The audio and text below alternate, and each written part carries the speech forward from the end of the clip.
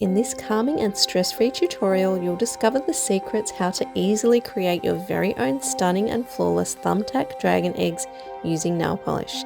It's a great stress-relieving artistic process that's easy and fun to do. You can pull up a chair, grab a cup of tea and a friend to chat with.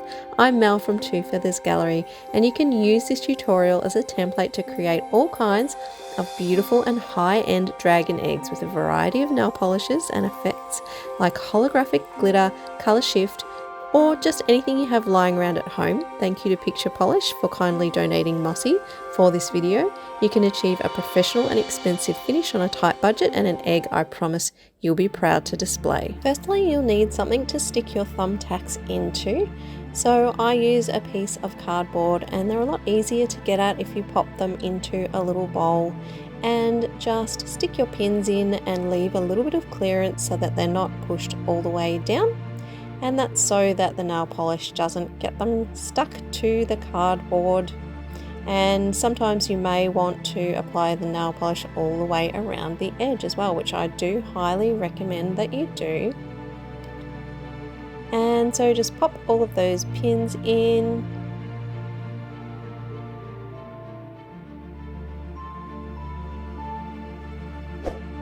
Please like and subscribe to my channel if you've found that this tutorial has been helpful for you and you've had fun. Now we've all got all of the pins ready to go. There is 3 different nail polishes I'm using for this tutorial. I'm starting off with the Jamberry green color. Any kind of greeny color would do, really. It doesn't really matter. So we're just applying our first coat, and here's the second coat. And just do as many coats as you'd like, and the aim for this base layer is to make sure that the pin is fully covered and opaque and not transparent. So I did a 3rd layer as well, and just make sure in between layers that you let them dry overnight. So now we're applying the Mossy nail polish. It's got a really gorgeous brush that it just goes on so easily and smoothly.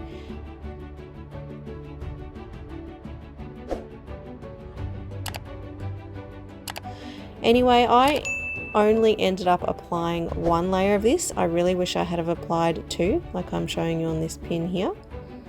I didn't know whether I'd have enough, but definitely 1 bottle will do a 78mm polystyrene egg, just so you know. And here I'm just finishing off with a clear nail polish. It can be any clear nail polish that you've got lying around. Doesn't have to be a particular brand. Anyway, I'm just removing them from the cardboard with a knife. I find it's so much easier if you put it on an angle and just let them all drop to the table. So then they don't get damaged and you can remove a lot all at once. And so this is something that's optional. You really don't have to do it if you don't want to. However, I really love doing it, and I'm just applying some acrylic paint with a dry sponge onto the polystyrene egg.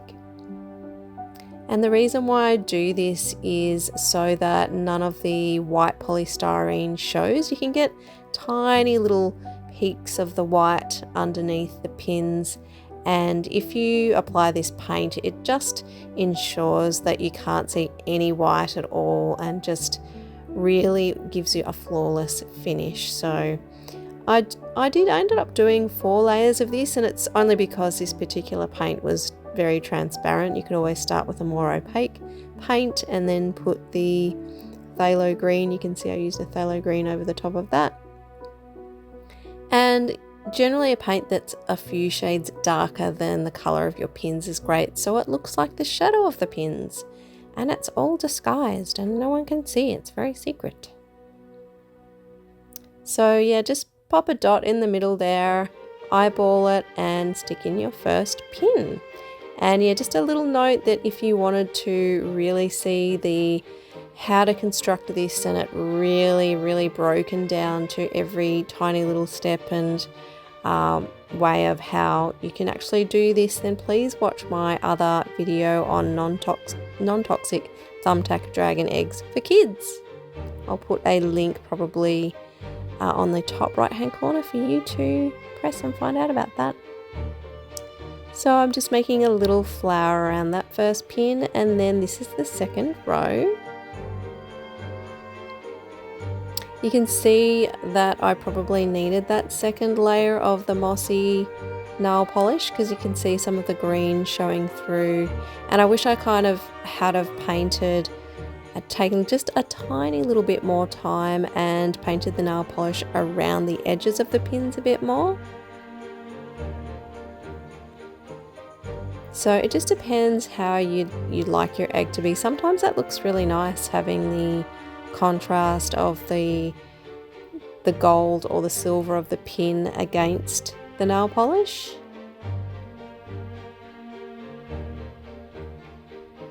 It still looks so beautiful and amazing, and you can have a little play with your egg when it gets to this stage.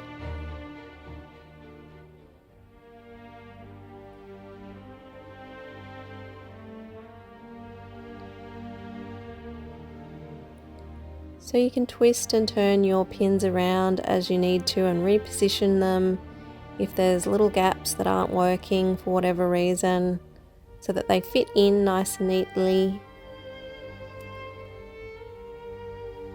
It's just such a relaxing process. I could just sit and make these eggs forever. I made so many of these eggs. I could still make many more.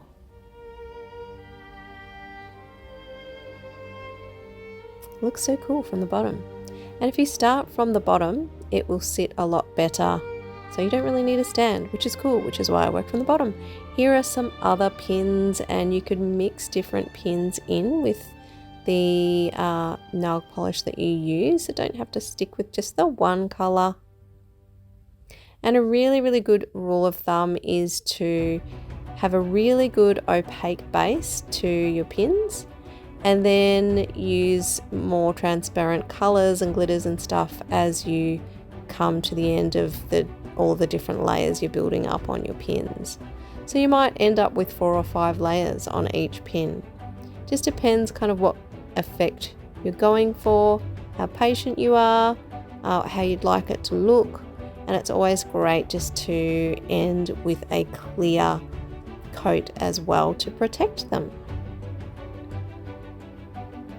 This hardly ever happens. Oh my gosh, I've got a perfect flower at the top. You can always, if you don't get a perfect flower, you can pull them out, put them in again, and you could put 3 pins on the top instead of that one.